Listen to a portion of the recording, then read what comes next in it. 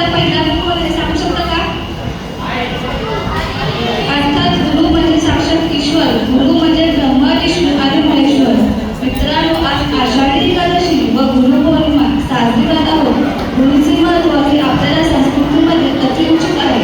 आई वडील हे आपले पहिले गुरु, दुसरे गुरु म्हणजे आपले शिक्षक, तिसरे गुरु म्हणजे ते प्रत्येक आपल्याला काही ना काही शिकवतात.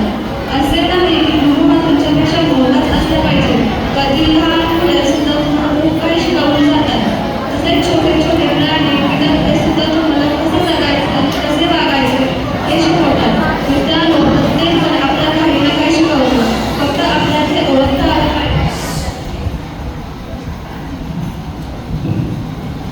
गुरु हा शिष्यांचा मार्गदर्शक असतो. म्हणूनच गुरुचं ज्ञान ही काळजी केली पाहिजे. गुरु हे आपल्या शिष्यांचे नेहमी चांगले संस्कार घडवतात आणि त्यांना जीवनात कसे जगायचे आणि कसे लढायचे ते शिकवतात. कठीण काळात गुरुचे उपदेश मार्गात ठेवतो. सुख म्हणजे गुरूंचं ज्ञान अखंड वाहणारा झाला. गुरु म्हणजे ज्ञानाचा उमग नाही अखंड वाहणारा झाला. सुख गुरु म्हणजे उपदेश प्रतिनिधीचे मुख्य तत्व. मी आता तुमच्या समोर छोटीशी कविता सादर करणार आहे. एवढ्या बोलून माझं भाषण समाप्त करणार आहे. गुरु म्हणजे कोण? न वचनाचे बंधन नात्याची जोड, न वचनाचे बंधन नात्याची जोड, त्यास नाही कोणाची तोड.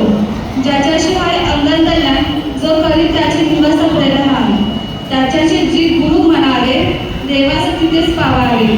माझी आई माझी अर्ध गुरु, तिथेच माझं जीवन करू सुरू. माझे पिता झाले दत्तगुरु, कष्टाने केलीचं पाय उभं.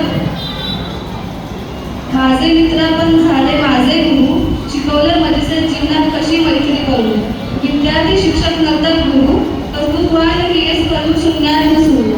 माझे जीवन सकाळ देखील मम दत्तगुरु, देतीस जीवन मार्गदर्शक करू. देते माझं नवीन ज्ञान माझे लहान लेकरू. आई झाली मी झाले लेकरू माझे महान गुरु. जीवनातील प्रत्येक टप्प्यात जनाशी भेट करून शिकवले काही थोडेसे सर्वांना बनून माझे गुरु. ज्यांनी शिकवले मजेशी त्याच मानावे गुरु. सर्व गुरूंना वंदन करून गुरु